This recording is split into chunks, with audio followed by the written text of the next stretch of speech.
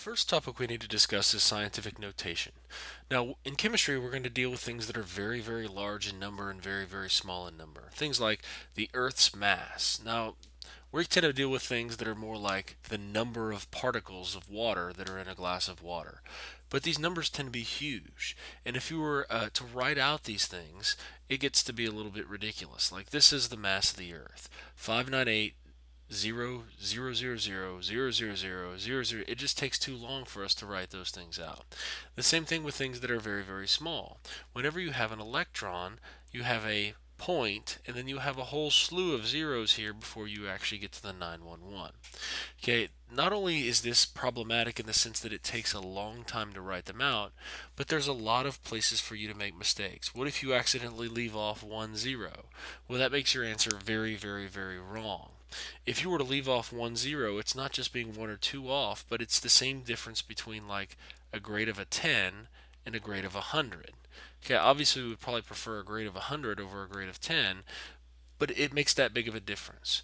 So we tend to express these things in scientific notation instead of writing out these really big numbers or these really small numbers. Now there's some rules for scientific notation that you should be familiar with, and the first is that this first value is usually signified with an M, is a number that has to be 1 or greater and has to be less than 10. Okay, so it cannot be 10. That's why you have this less than sign right there. But it can be 1. That's why it's 1 is greater than or equal to. Okay, so this number M has to be a number between 1 and then less than 10. Now, you also have this number N, which is the exponent for this 10 value. Okay, now n must be an integer. It can be a positive number, it can be a negative number, but it's got to be an integer. In other words, it's got to be a whole number. It can be 4, but it can't be 3.73.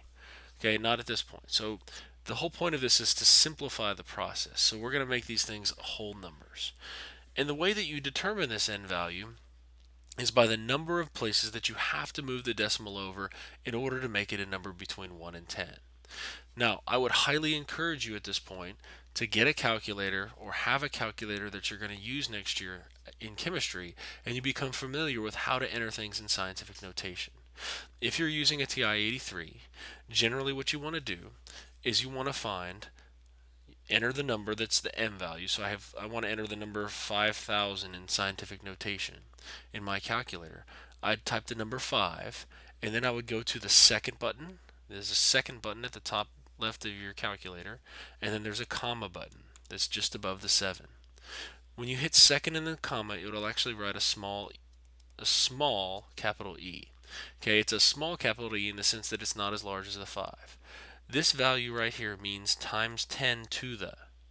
So whenever you express this thing as 5e, in our case 3, this right here is the equivalent of 5,000. Please, in this class, we are not going to do 5 times 10 E3, because when you do that and we get into some of the calculations, you're going to be off whenever you do that. So it's really important that you master how to enter things in scientific notation in your calculator. But let's look at it, a couple of examples just to show what we're talking about. So it says your chemistry teacher tells you that your grade is a 9.6 times 10 to the 0. Are you happy or not? A lot of people will take a look at this and say, yeah, 9.6 times 10, I'll take a 96 any day of the week. But the problem is that remember this 0 here refers to how many places you're going to move the decimal. We start off with the number 9.6, and then we're going to move our decimal based on this number right here. Well, the number is 0, so that means that your grade is a 9.6, and I wouldn't be very thrilled with that. In the next example, it says the mass of a proton is 1.672 times 10 to the minus 27 kilograms. It says to write this number in standard notation. Now, if you're going to do this, it's going to take a while, but we'll go ahead and show you an example of this and show you why scientific notation is vastly superior. So you start off with a number that you have 1.672. And then what you need to do is we're going to move the decimal 27 places.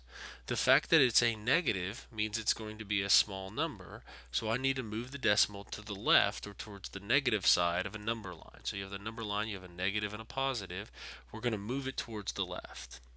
So what I need to do is I need to move it over 27 places. So I'd say 1, 2, 3, 4, 5, 6, 7, 8, 9, 10, 11, 12, 13, 14, 15, 16, 17, 18, 19, 20, 21, 22, 23, 24, 25, 26, 27. And then it would be a decimal. I even ran out of room right there. So you've got that right there where you've got a decimal, and then you'd have to fill in zeros all along the way. So you'd have to keep filling in zeros.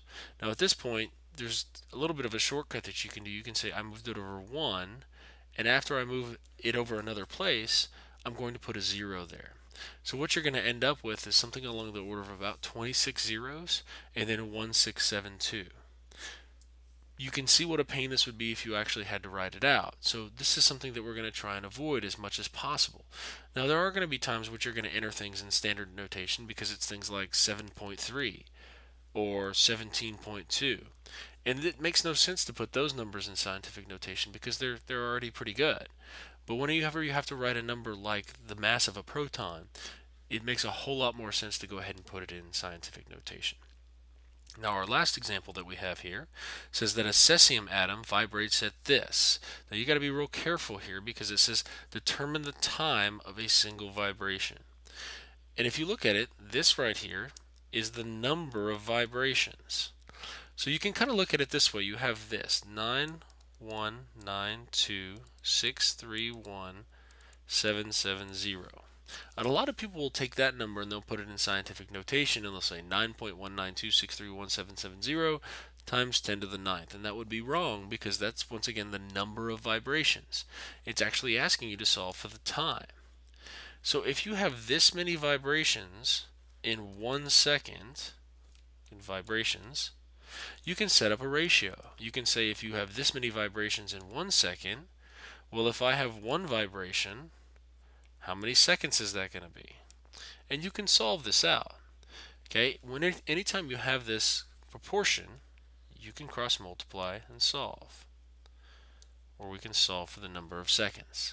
So what this is going to end up being is it's going to be 1 times 1 equals 9.9192631770 times what I'm solving for. I'll go ahead and mark it as an x just so we know what it is.